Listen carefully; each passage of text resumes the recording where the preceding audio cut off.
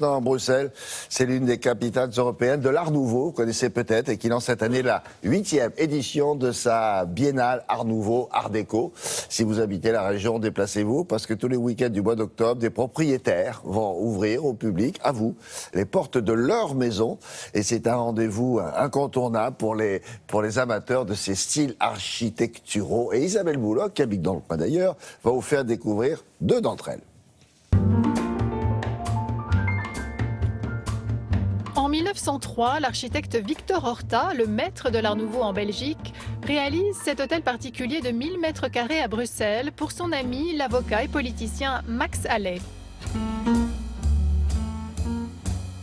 Max Halley, lorsqu'il a commandé cet immeuble à Horta, il était un grand tribun socialiste. Et donc, il a demandé à Horta de lui construire une maison qui soit à la fois un lieu où il puisse recevoir les grandes assemblées et vivre de manière intime avec sa famille.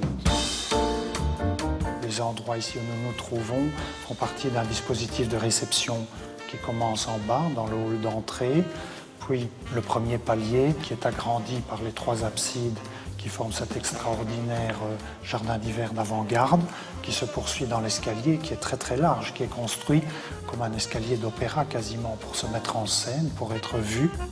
Horta a décidé d'introduire quelque chose de neuf dans l'architecture de cette époque, qui était l'éclairage par puits de lumière. La totalité des volumes donc se retrouvait baignée par trois sources de lumière, la façade arrière, la façade avant et l'éclairage zénital. Il utilise d'énormes fenêtres, ce qui n'était pas le cas avant. Pour permettre de construire ces énormes fenêtres, il utilise de l'acier. Avant, on utilisait de l'acier, mais on ne le montrait pas. Ce n'était pas considéré comme un matériau noble. Il y avait beaucoup de maladies à cette époque-là, et donc il voulait qu'il y ait beaucoup d'air, beaucoup de lumière. Donc ils sont gages de santé, et qui sont aussi gages de bonheur.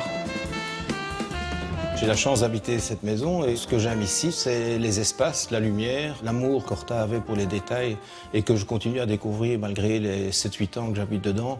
Je peux vous assurer qu'on en redécouvre encore régulièrement. Ici, Horta a abandonné toute idée de luxe tapageur pour se consacrer beaucoup plus à un art dépouillé, élégant. Il avait déjà une idée de l'art qui allait venir après, qui était l'art déco. Résolument plus modeste et justement de style art déco, cette maison est construite en 1931 par Louis Thénartz, un architecte méconnu qui a pourtant réalisé plus de 1500 maisons à Bruxelles.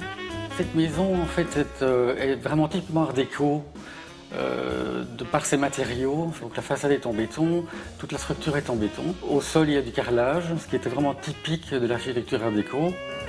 C'est également en plan ouvert. La cage d'escalier donne directement dans le salon, ainsi que la cuisine, ce qui est quand même très rare à l'époque, ce qui est très moderne et en fait aussi typiquement art déco, ou ici plutôt même moderniste, années 30.